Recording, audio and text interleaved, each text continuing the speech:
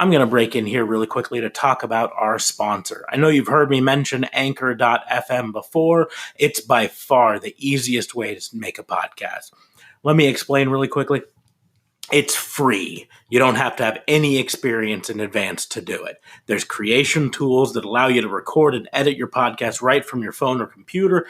They're going to distribute your podcast for you so it can be heard on Spotify, Apple Podcasts, many other more, Google Podcasts, pretty much any place you can look for a podcast. And you can even make money from your podcast with no minimum listenership. It is everything you need to make a podcast in one place. So what are you waiting for? Go download the free Anchor app on the App Store or go to anchor.fm to get started.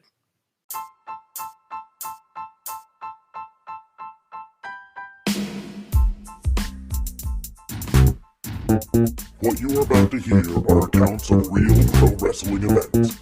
Some names, mostly ours, have been changed to protect the innocent. Welcome to Snap Judgements.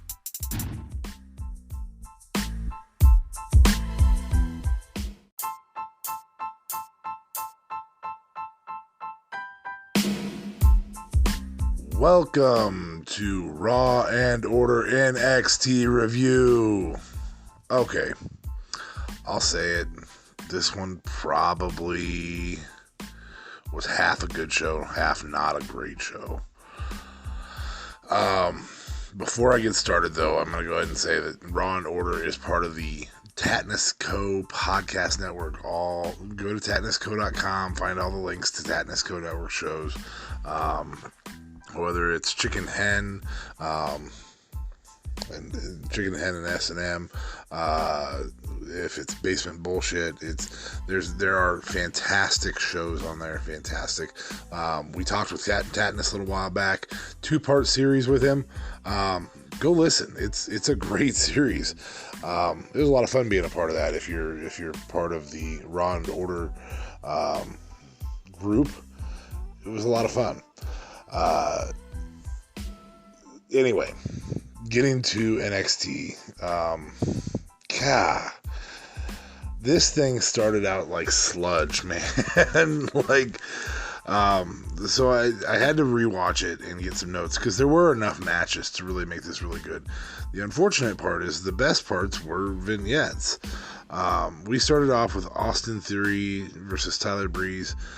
Seemed like a training match a little bit. Austin Theory's character development is really coming along very, very well. Tyler Breeze gets the win. I hope they stick with Austin Theory being kind of the I'm going to mock your storyline, or I'm going to mock what you do.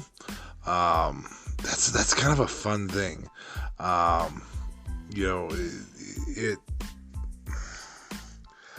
don't know. I definitely am not going to convict this one of being awesome. I'm not going to acquit it of being being a garbage match because I don't want to call it a garbage match. It felt like a developmental territory. That's what it felt like, and I hate saying that. They've done a really good job with all of these first matches.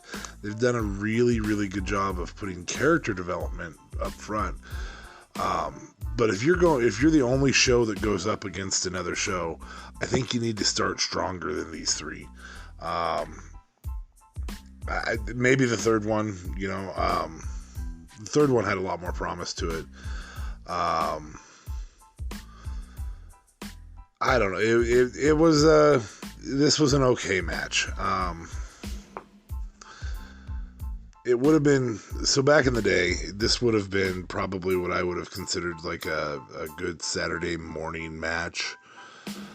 Something to develop people, something to get some people on TV. This is Marty Jannetty versus Doink the Clown. Good characters, not a lot of great wrestling here. There was some good wrestling there.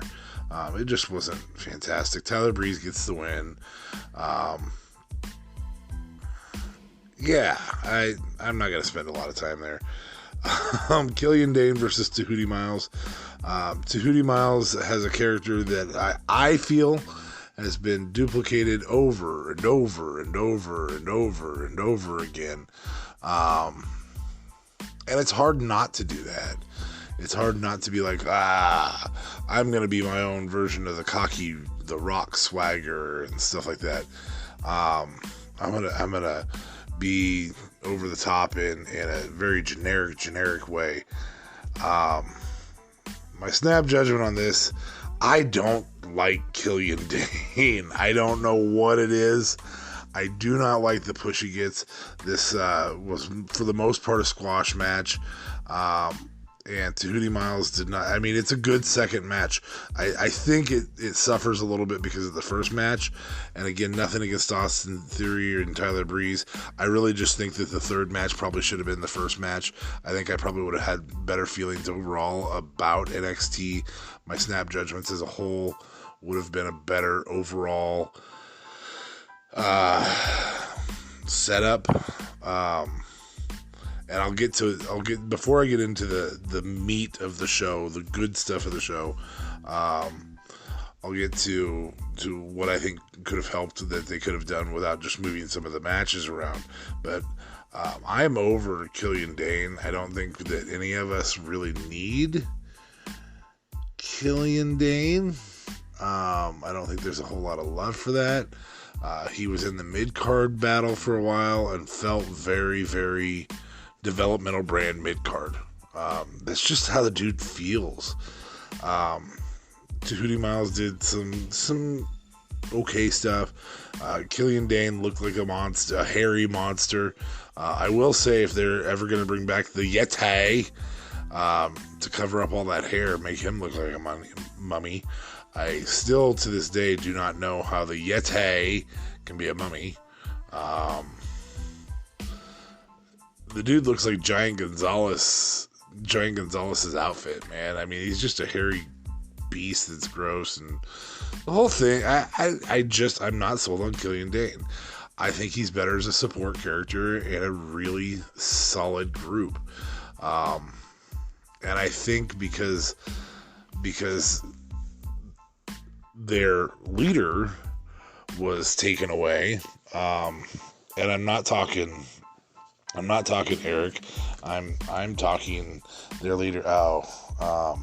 Alexa's partner. It escapes me.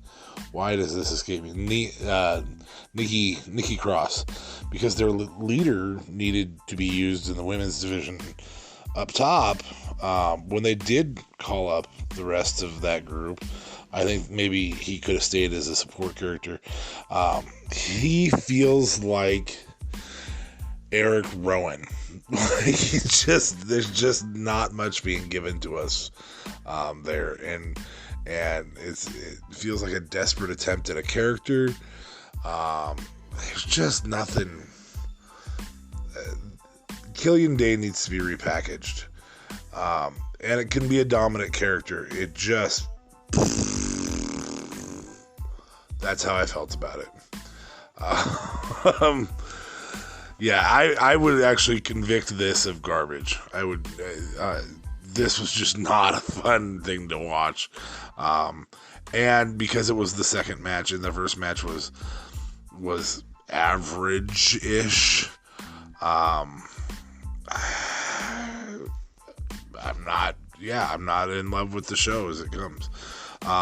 Now, I will say, I deeply miss Mauro Ranallo when there's no background noise. This is not a dog on Mauro.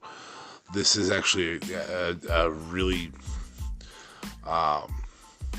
really important thing to remember. If Mauro's in quarantine, and I believe he is, if Mauro's in quarantine, and they're going to be pre-taping, they need to have Mauro record these. They need to have Mauro do the commentary while they're pre-recorded, because Mauro is a gift in terms of filling that dead air. The dude can talk like he's a podcaster, man. I mean, it is golden. He just keeps going, and he can fill in those gaps. He doesn't give us the crappy Byron Saxton stuff. He doesn't. Todd Phillips is a good Michael Cole light. and I know that's what they want Todd Phillips to be. So he's done well. Byron Saxton is the least colorful color commentator I think I've ever heard. It's just these two don't do NXT well. Morrow needed to be there, and if you could have Morrow and Nigel and Beth somehow over these recorded times to do this from a in-home studio, I think that's your home run. Third match was Cameron Grimes versus Tony Nese. This, I think, could have kicked this off. It was a good match, very good match. Cameron Grimes, for me, is a poor man's Storm. Not Lance Storm. Anyway, I'm not going to go on to other shows, but Tony Nese is a former 205 Live champion, put on a good show. I love the cave-in. I think that's a great move. Cameron Grimes took a great buckle bomb. Cameron Grimes has good character development. As kind of the West Texas outlaw type feeling. I really enjoyed this match. I would not say it genuinely felt like a good mid-card match. Like it did. It felt like Mr. Perfect versus a person who they were squashing. I don't know which one of these two would be Mr. Perfect, but no, not a bad match at all. I think this is the one that should have opened the show. I think if they open the show with this, I think you get a little more pop out of it. I think you also have a better, because Cameron Grimes is a legitimate mid-card contender. I would say that you get a little more oomph out of the whole thing. This is the point in the show where I realized, number one, I'll convict this of being a good match. I will acquit it of being boring. I mean, this was a good match. I don't know what else to say. I think Cameron Grimes' character needs a different outfit, and I know that sounds silly to say, but there's something to be said for hiding the soft. Keith Lee does it a little bit. We don't want everybody to be this stacked superhero. But we also don't want a pale, soft, hairy guy being the mid-card contender. And for that, I guess I should go back and say, Killian, Dain, thank you for not going completely shirtless, because you've got so much hair on your shoulders, I can't imagine Chewbacca. Anyway, going on into this match, Cameron Grimes wins it with a cave-in from out of nowhere. Very, very good match. A lot of spots working left and right. I don't want to spend too much time on these first three matches because they weren't great. I will say the development on the next one, thank God they kept Aliyah from being anything more than what she is. I do not care for Aliyah. I think her character development is okay. I'm a pretty girl gets old really, really fast. We had Aliyah versus Xia Li, and then Xia was injured backstage, which I was like, no!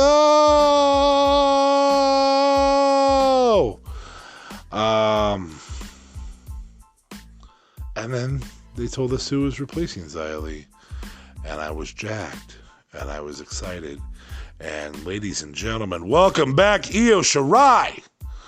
How fun is that? Io was back. Aliyah had little to no offense. When she did have offense, Io eventually countered it.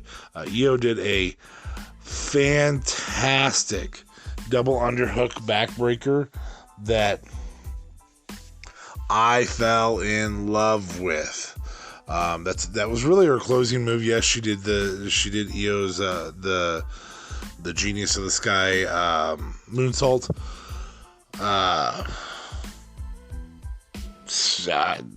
It was unnecessary after that backbreaker. That was solid. It was a beautiful, beautiful set of moves that Io did. Aliyah was doing a hip toss at one point that Io reversed. Aliyah didn't do a very good job of selling the reversal. She missed the reversal. I really think by her trying to be solid enough that Io could do the reversal or the flip through it. She was trying to be solid enough for Io to have something to go off of. So, I mean, I give her credit. Safety before sell. But the sell would have helped this match immensely. And so, good for her on the safety before sell. Bad for her on you have yet to... Aliyah really hasn't done anything to impress me through this. But at the end of this, we find out that there are 4 people in the ladder match for the women's number 1 contender. We've got Chelsea Green, we've got Io Shirai, we've got Mia Yim, and we've got Tegan Knox. Of those 4 right there, I am jacked that Io is back. I think Io in a ladder match would be gold. I think Mia will be fantastic. There is a second chance one coming up, and I'll tell you who all's in that, or who I expect to see come out of that later. We do get a Killer Cross vignette here. I do find it interesting. There's 2 Killer Cross vignettes here, and in this show, and they both come at what I would consider main eventer times, and so that's really cool. Then we go into the Keith Lee segment. See why I say at main eventer times. We have Keith Lee come out, talk about how he got attacked a couple weeks ago, talk about how he gives an apology. He says, I don't know, I will apologize to Dominik Dijakovic. I didn't know, and Dominik Dijakovic comes back and says, I don't give 2 rips about your apology. I care about that title. And he wants a title shot. And then out comes Damian Priest. This dude is building on me. My Lord, he's fantastic at being a heel. The one thing I don't like is he mentioned one thing in the things he wants. He says, I don't want that title for the title. I want that title for prestige and growth and fame and all this stuff. And then he says, and the women, and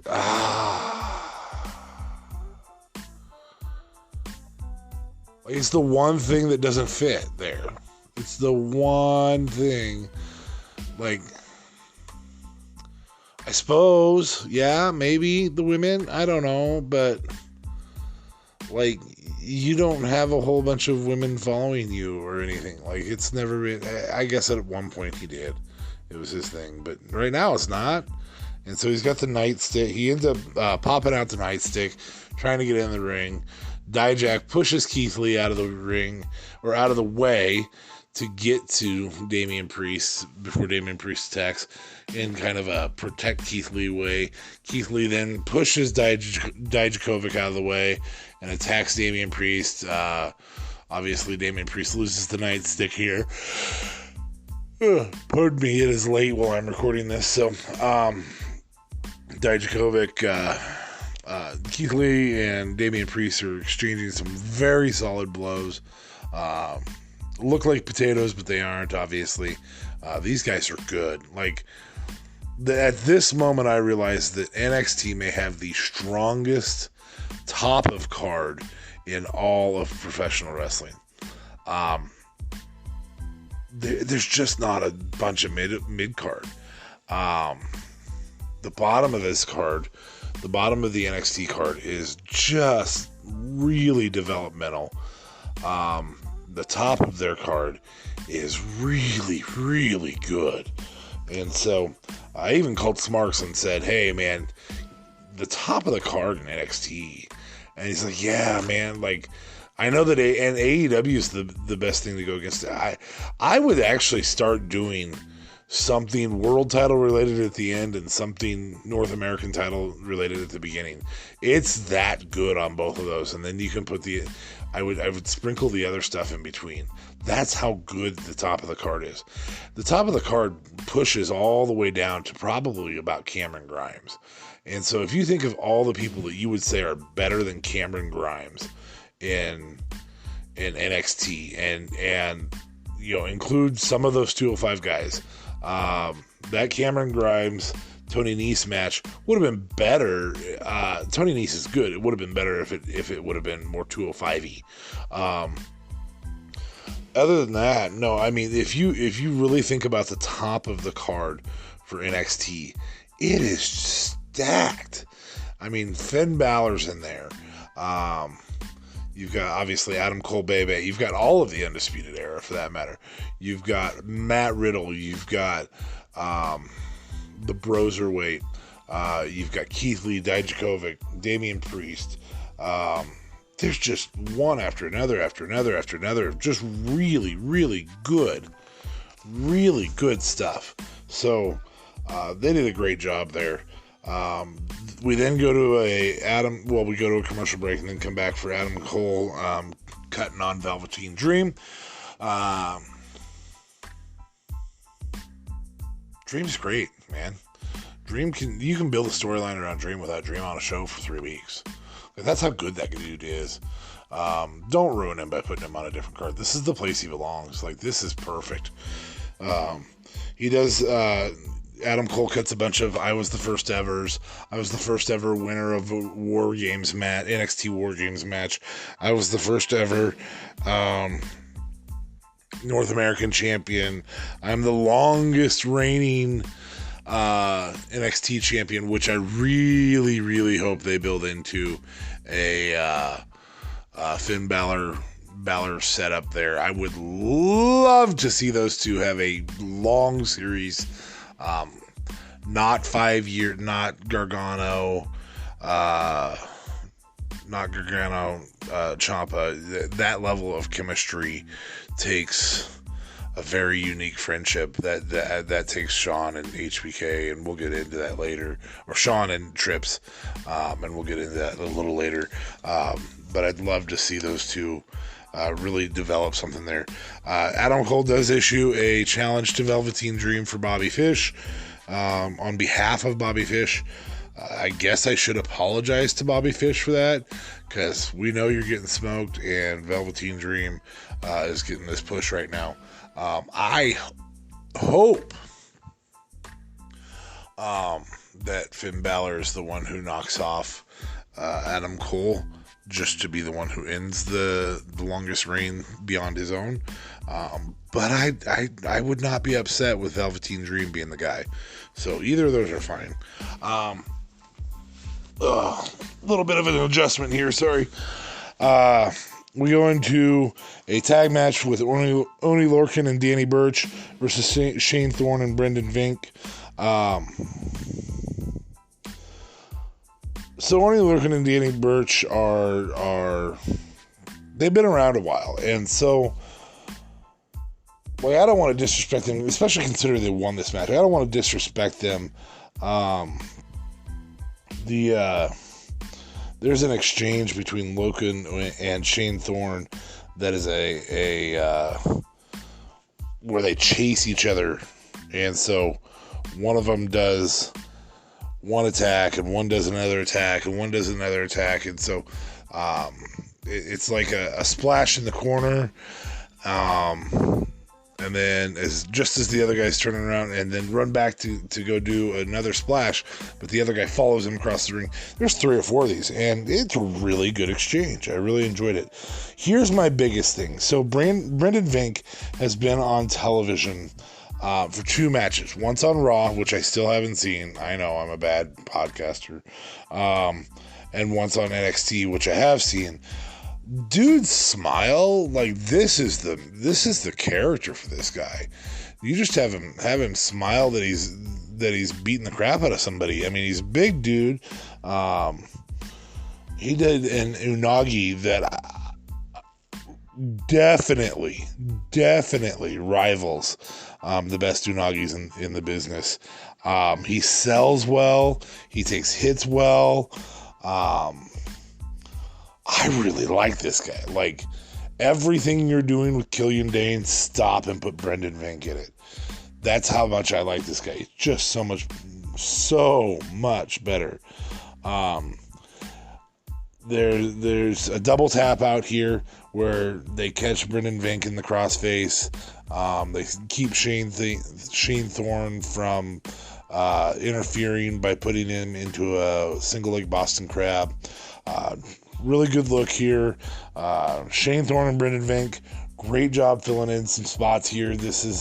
You guys have taken an opportunity and done something really, really good here. Oney, Lorcan, and Danny Burch, you guys are great support characters in this mid-card setup. Love to see you guys get a run with the titles. Probably not the right guys to take it off of Matt Riddle and the Broserweight. I will say that there was some talk about Matt Riddle and the Broserweight during this from Todd Phillips and Byron Saxton.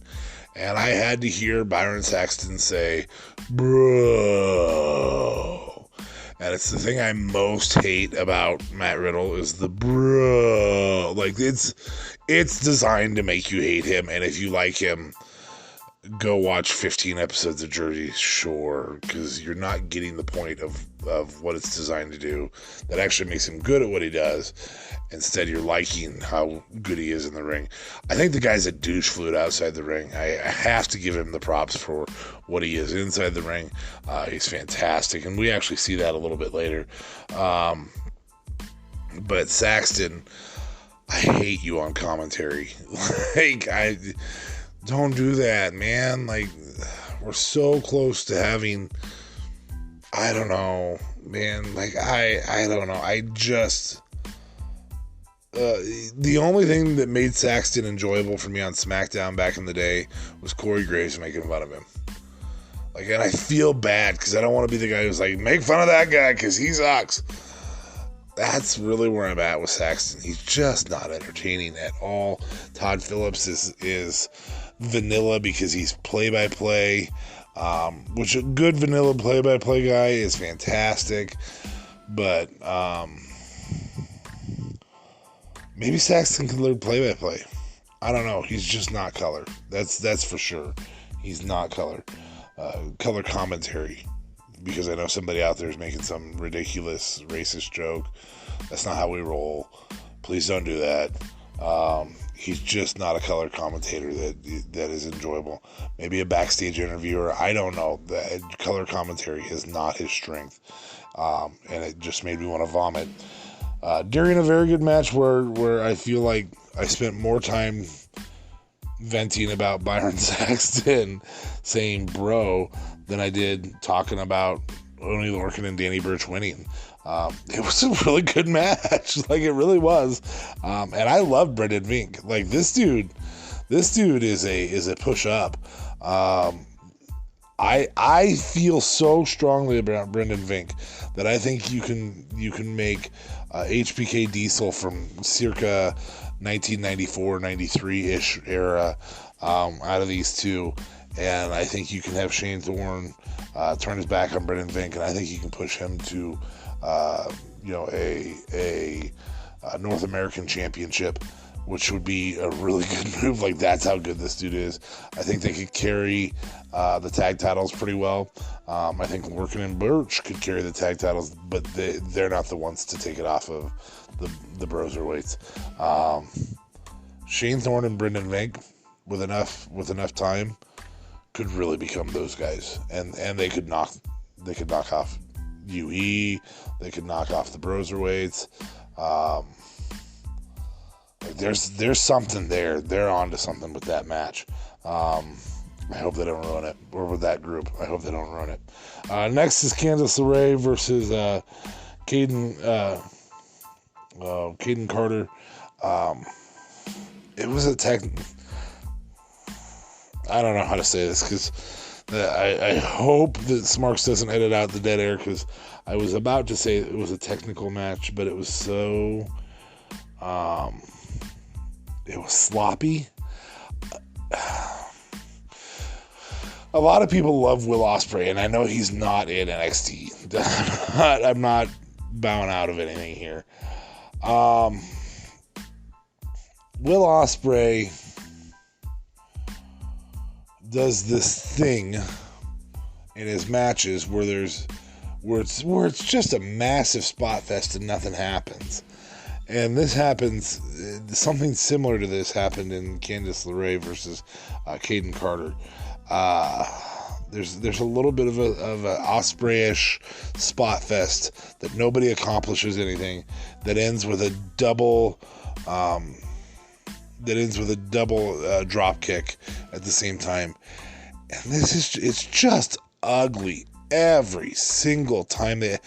If Will Ospreay can't pull this off and me enjoy it, I can promise you Candice LeRae and Kayden Carter cannot pull this off and me enjoy it. It is nothing, and I mean nothing, against those two. It is against that concept of running that sequence along.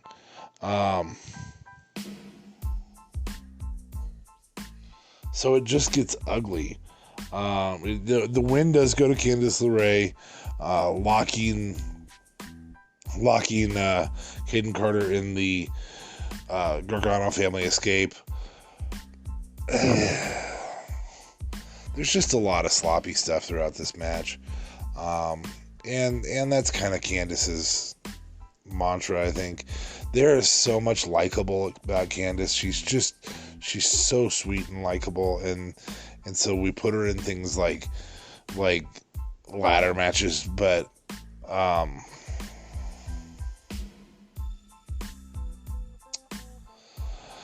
she's equally as likable as her husband. She's not equally as talented as her husband. I want to love you, Candice. I really do. But I don't love your matches. Like, you're such a sweet girl. You're kind of the Brandy Rhodes of NXT, and I hate saying it. So, moving forward, the women's division in NXT definitely has a top card and a bottom card and no mid card. We go on to Matt Riddle and Roderick Strong. This is a great match. I mean, this again is the emphasis on how much there is top of card in NXT. This is a fantastic match. Could headline the match itself, but these two against each other could headline an NXT takeover. Could headline a gimmick pay-per-view like Great Balls of Fire. Yeah, that's right. I'm going to make fun of WWE for having that ever had happened. It could headline a lot of stuff. This was a good match. There was a lot of really good sequences. It got extremely technical. There was a couple times where it looked like they were doing the Battle for Power, the Mercy game, the Say Uncle game. It was an awkward tie-up for the two of them, but it was an incredibly technical match. Very good stuff. There was a point where Roderick Strong had Riddle in a version of the camel clutch, and Riddle's hands were behind his ankles. They relatively fluidly moved the arms over the knees, so that was kind of cool, and set in the camel clutch. Riddle then proceeded to move Roderick Strong's hands off his chin to what looked like bite them, and Roderick Strong did a really good job of selling that. In fact, the commentators did not, which I thought was interesting. We ended up with a sequence that includes a bro to sleep, followed directly by a German suplex. I loved that. Then Roderick Strong gets an Olympic slam and goes into this running, basically bitch slapping of Matt Riddle. And I deeply enjoyed that, because I don't know if everybody knows this or not, but I'm not a huge Matt Riddle fan. But he just runs back and forth across around the ring ropes. and slaps him 3 or 4 times, and then Riddle finally stops him from slapping him. But I really enjoyed it. And then Riddle picks up the Roderick and hits it, and 1, 2, 3. So Matt Riddle gets the win, and that's okay. I mean, right? They can continue to tell this Velveteen Dream manipulating the Undisputed Era storyline really, really well. They kind of told it a little bit in this match, even that Roderick Strong's not the same guy since Velveteen Dream just kind of twisted into him. I don't know. It was good. Immediately after this match, until they have a name, I'm going to call this tag team the Future. The problem with saying that is it's the Head Shrinkers. It's weird. It's a throwback to the 80s with Samoan wrestlers and bringing them in as savages, and I don't know if these dudes are Samoan. They look Samoan to me. Malcolm Vivian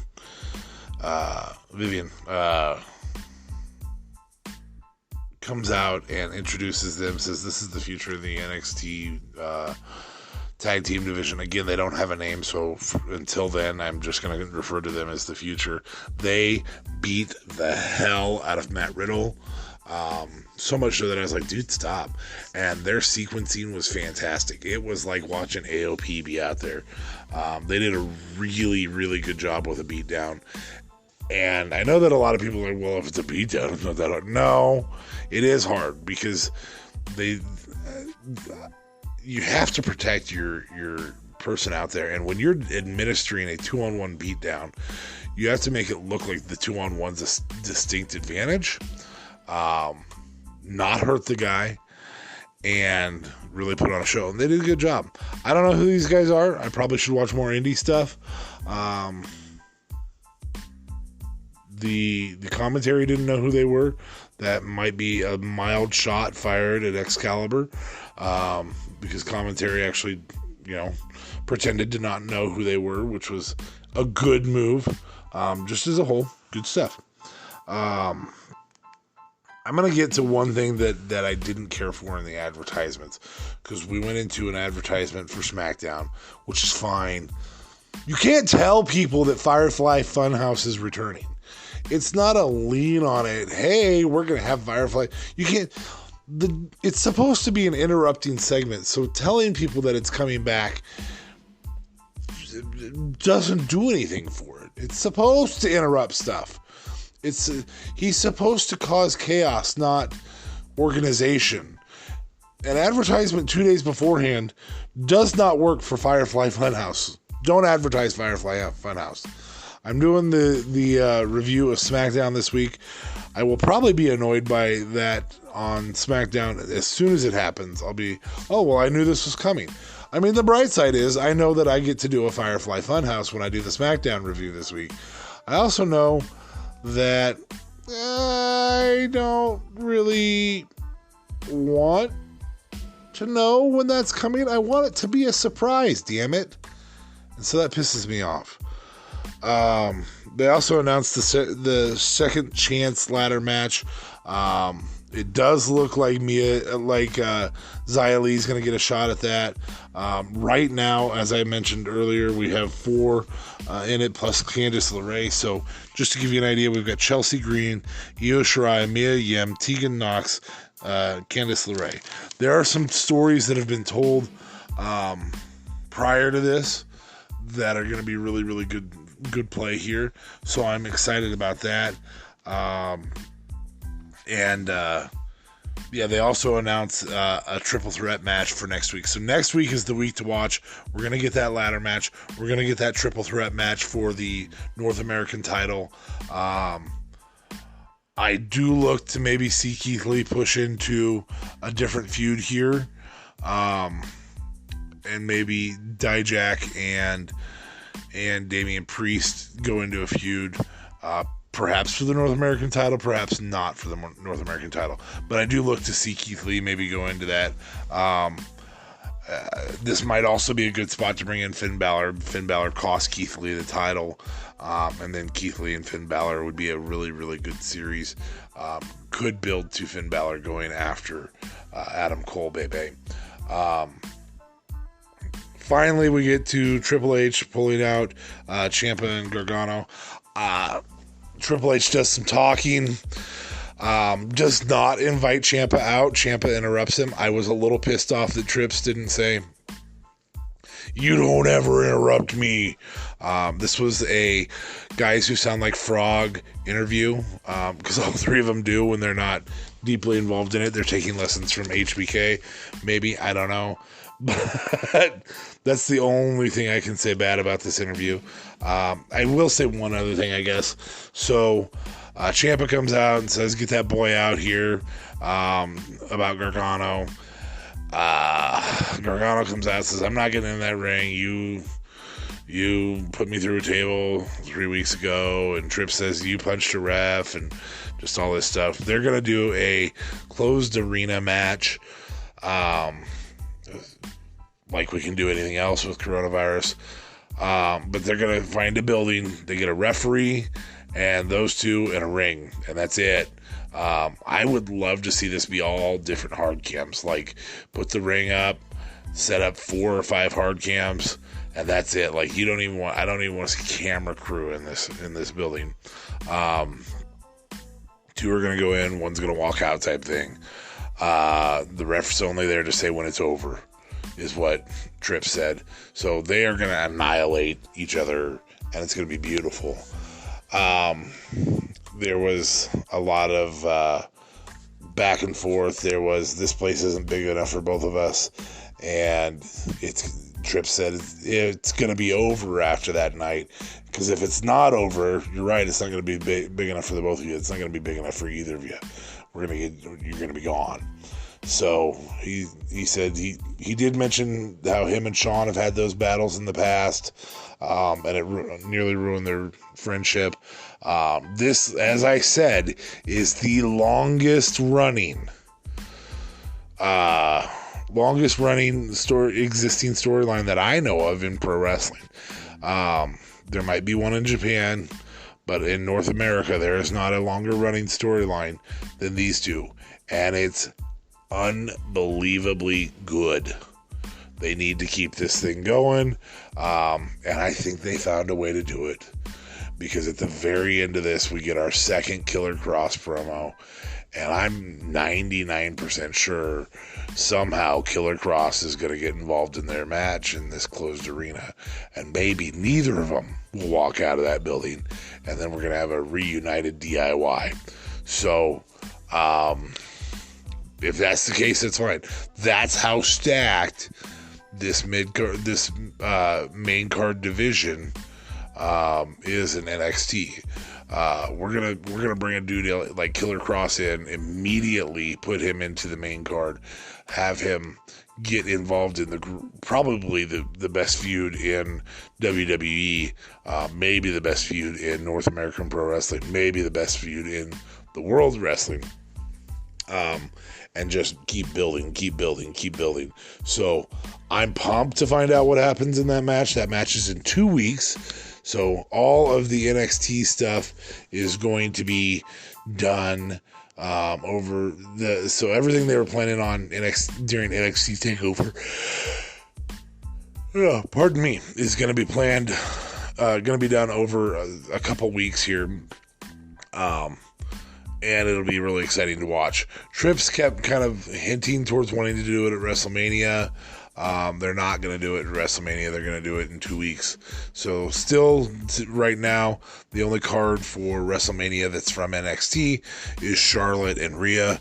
I think that has mostly to do with the fact that Vince doesn't want his girl Charlotte on an NXT television show when she gets her title. I think he wants her on WrestleMania, or if he's fallen for Rhea Ripley like all the rest of us has, he doesn't want his girl Charlotte taking that loss on such what he would consider a small stage. So as a whole, very, very, very good NXT after you get past the first. Well, if you're watching it with commercials, probably 50 minutes. If you're watching it without commercials, probably about 30 minutes. It was a while till the Cameron Grimes match picked up enough to start enjoying it. So, and then as soon as EO hit, I was out. I was up for it. So, yeah, good overall match. They could have really put that EO match at the very beginning, and it would have made the whole show a lot better. 2 major changes that keep this from being, 7 convictions or above. Number 1, open stronger, and number 2, better commentary. I think if you open different, I think if you just change the order of the matches to where EO or Cameron Grimes is at the very beginning, I think you can do the Mia Yim, especially considering she got attacked in the back. You can do that. You can open with Mia Yim crying and Aliyah out in the ring already. You can have Aliyah go out to the ring and open with Mia Yim crying at that point. Either of those is good. It does look like, not Mia Yim, sorry, Xia Li. It does look like Xia Li's going to be in the ladder match next week, so that's a plus. I don't know if they're starting a feud between her and Aliyah. I don't know. I can tell you Xia Li is strong enough to carry a lot of people. And I know that Io Shirai is strong enough to carry a lot of people.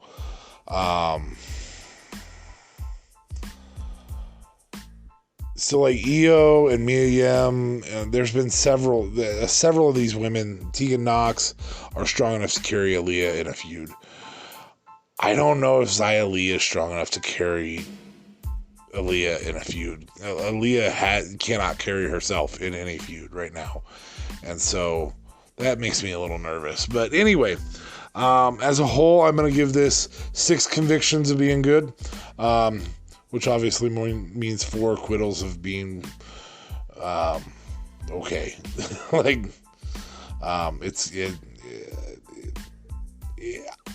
The vignette show was maybe better. That's not great to hear for this. If AEW started strong, which I still haven't seen, if AEW started strong, they will win this war. If that's the sequence every week. So, it ended incredibly strong, and I think we're all excited for Killer Cross. So, that's my ratings. I'm going to give it 6 out of 10. Yeah. Thanks for listening, and make sure, again, listen to WBU, which comes on Monday, shows up on Mondays, we record it on Sundays, unless there's extenuating circumstances. Last night we recorded an FBI. We've got a Monday recap, which is done by Justin LeBlanc, one of our regularly recurring guests. Smarks does a show with us. The AEW Snap Judgment on Wednesdays.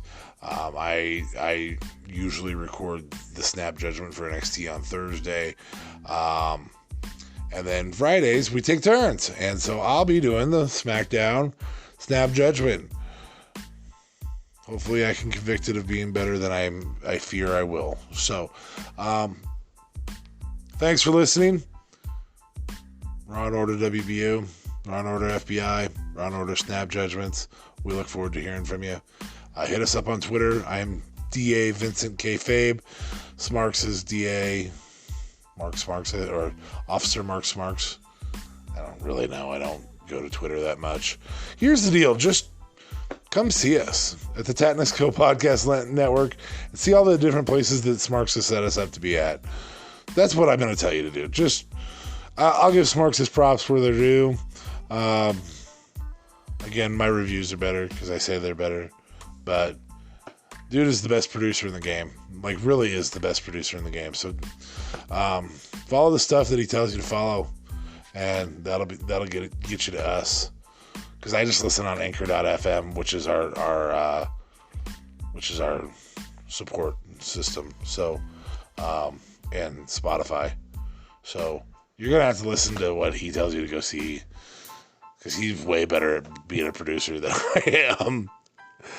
But I'm better at doing the reviews, and so this is DA Fabe out. Snap Judgements on NXT. Thanks. Have a good one. Bye.